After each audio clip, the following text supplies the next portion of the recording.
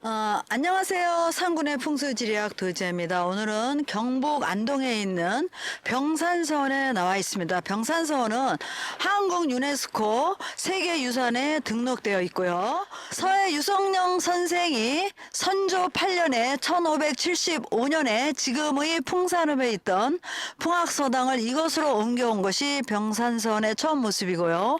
유성령은 선조 때 도제 찰사와 영의정을 지냈던 정치가고 유학자로 1607년에 타계한 뒤 1614년에 그를 따르던 제자와 유생들이 이곳에 위판을 모시는 사당을 세웠습니다. 이로써 학문을 연구하는 강학공간과 제사를 지내는 제향공간을 모두 갖춘 정식 서원이 되었으며 철종 14년 1863년에 병산이라는 사역을 받았습니다.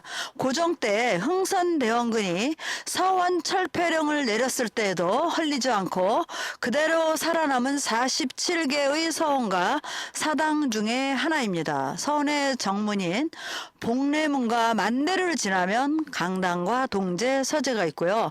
그 다음에 동제 뒤편에는 이제 관리인이 살았던 고식사가 있고요. 입교당의 서쪽 뒤편에 있는 것은 목판과 유물을 보관하는 장판각이 있습니다. 병산서원은 서원이 처음 번성하던 시기에 한 본보기로 여겨질 만큼 건축미가 대단한 곳인데요. 특히 만대루는 주변의 아름다운 자연과 조화를 이루도록 지은 점에서 한국 서원 건축의 백미로 이름 나 있습니다. 그러면 여기 이제 그 위패를 서해 유성령 선생을 모셨는데요. 서해 선생은 사물이 있으면 법칙이 있다는 그 무라일체의 사상을 이제 말씀을 하셨는데요. 이는 세상에 존재하는 모든 것은 각자의 모습으로 살아가는 것이지만 그러한 속에서 우리들은 사물과 대상과의 교감을 통해 삶을 돌아보고 즐기면서 바른 도리로 나아가는 것을 말씀했습니다. 서해 선생의 마지막 임종시에서 사는 말 없으나 내 마음에는 이미 충분하네 라고 한 것도 사물과 우리는 하나로 맺어져 있음을 말한 것인데 한마디로 천지동군에 대한 부분이겠죠. 하나의 뿌리죠. 그러면 이 서원을 들어가기 전에 저 뒤 현무를 한번 보겠습니다. 저 뒤에 그 뒷산을 보게 되면 이 현무봉이 화산입니다. 화산인데 거의 금체에 가깝죠. 금체고 그 다음에 주릉주릉 내려와 가지고 이제 이 자리를 마련했는데 사실 병산서원은 자리 자체가 이렇게 판 자체가 이렇게 뭐 깔끔하거나 이렇게 뭐 아담하게 옹골차고 이런 맛은 없습니다. 넓게 퍼져 있는 형상으로 기운이 좀 약간 흩어졌다고 말씀드릴 수가 있어요. 근데 뒤에서 현무봉 자체를 이렇게 보게 되면 참 좋은데 여기는 청룡이 조금 안타깝게도 이 산세를 보면 우측에서 좌측으로 이제 물이 흘러가는데 낙동강이 흘러가고 있는데 여기서 그 좌측에서 이제 역수를 해서 산이 청룡이 이렇게 뻗어져 내려와야 거수를 해주겠죠. 물을 거스른다고 그러죠. 이렇게 그래야 이 유속도 흐려지고 이 물을 막아줄 수가 있는데 이 청룡이 평지맥으로 거의 내려와 있어요. 그리고 뒤에 산을 보게 되면 산이 저쪽으로 달아났어요. 그러니까 우리가 서원으로 유식 공간으로서 왔으니까 학문을 논하고 즐기기에는 뭐 크게 문제가 없습니다. 사실은. 근데 이제 우리가 이거 일반 주택에서 택지로 쓰기에는 조금 이제 좀 문제가 있고요.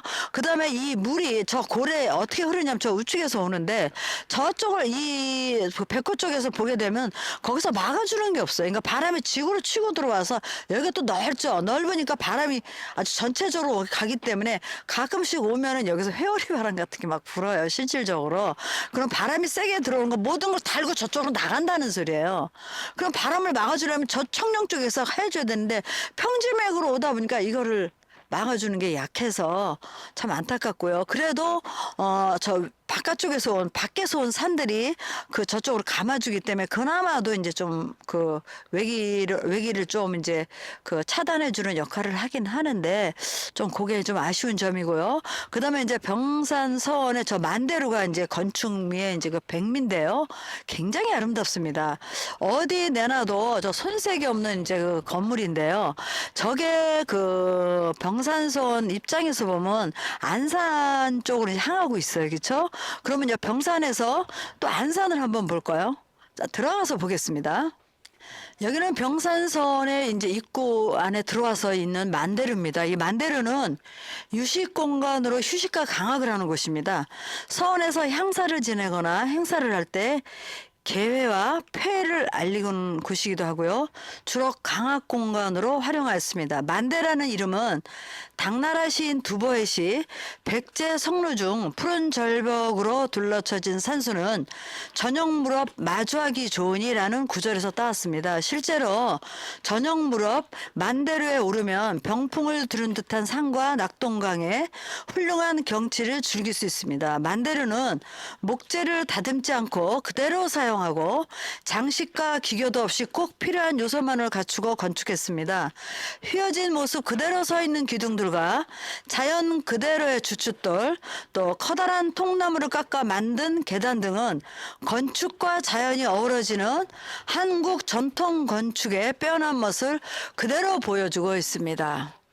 여기는 병산선의 입교당입니다. 입교당은 강학의 영역이에요. 그러니까 학문을 배우는 공간이고요. 강당이 입교당과 유생들의 기숙사인 동제와 서재가 이렇게 있어요. 동제와 서재가 이렇게 있고요. 그 다음에 이 오른쪽 이 방이 원장님이 사용하던 거예요. 명성제인데요. 거기에는 이제 우리 정성스러울 성자가 있어요, 그렇죠? 그다음에 여기는 이제 왼쪽에는 경희제, 서쪽에 경희제인데 여기는 이제 수업을 이제 진행하는 교수와 선비들이 이제 사용한 공간인데요. 명성은 밝음으로 성실을 가리킨다는 뜻이고요. 경희는 항상 스스로 경계한다는 의미를 지니고 있습니다. 그러면 여기서 입교당에서 안산을 한번 보겠습니다. 이 병산선의 이제 앞을 보시게 되면 여기 만대루가 있고요. 저 낙동강 건너에 안산이 있는데 안산은 토건 겸체입니다. 토건 겸체고요. 저 좌측으로 보게 되면은 저게 화채 성향을 좀 띠고 있어요. 바위가 입속으로 이렇게 서 있으면서 등장 같은 모습을 하고 있죠. 저런 게 있어야 이제 이쪽에서 학문을 할 때 특히 이제 학문을 이룰 수 있는 이제 에너지를 저게 주는 거고요. 근데 대신 이 안산이 사실 서울에 비해서 굉장히 높고 약간 기운이 엄청 세요. 엄청 세지만 여기서 이 만대루가 하는 역할이 대단합니다. 만대루 이 지붕이 저 산에서 오는 그 고래에서 오는 살을 이게 어느 정도 비보 차원에서 이거 이제 해결을 해주고 있습니다. 그래서 이 병산선의 이 만대루는 굉장히 중요한 역할을 하고 있다 이렇게 보기 때문에 풍수적으로도 비보의 가치도 아주 훌륭한 역할을 하면서 건축미가 대단하죠. 이게 백미의 건축의 백미인데요. 아주 아름답습니다. 그러면 서원의 뒤후면으로 이제 현무 쪽으로 한번 가보겠습니다. 이 병산선 이 현무 뒤쪽을 보게 되면요. 이제 뒷산맥으로 저희가 이제 가보겠지만은 이 산 자체가 맥은 내려오는데 맥이 내려오면서 굉장히 이렇게 그 기운이 옹클차게 내려온 게 아니고 전체적으로 퍼져서 내려와 있습니다. 이렇게 되면은 퍼져서 내려온다는 건 양쪽 사격에서 밀어주지 않아서 그래. 이렇게 밀어줘야지. 양쪽에서 밀어줘야 기운이 안쪽에 주맥이 힘있게 내려오는데 옆이 청이나 백호가 퍼져 있으니까 내려올 때 그 기운이 옹골차게 내려오니까 퍼져서 내려옵니다. 그렇게 되면은 땅 자체가 집안이 단단하지가 않아요. 단단하지 않고 바람이 노출이 심하다 보면은 건축물도 이렇게 계속 이렇게 손을 대야 하는 그런 이제 상황인데 병산선이 아까 처음에도 말씀드렸듯이 유생들이 와서 뭐 공부하고 같이 머리를 식히고 휴식의 공간으로는 뭐 크게 손색이 없습니다. 사실은 이제 우리가 일상에서도 너무 그 틀에 짜진 생활을 하다 보면 그 마음도 조금 옹색해지고 그렇잖아요. 스트레스 많이 받는데 사실은 그럴 때 이런 데 좀 바람도 좀 시원시원하게 이렇게 부른 데 와서 그 근심 걱정 다 털어내고 또 새로운 마음을 한 번씩 가시는 것도 좋습니다.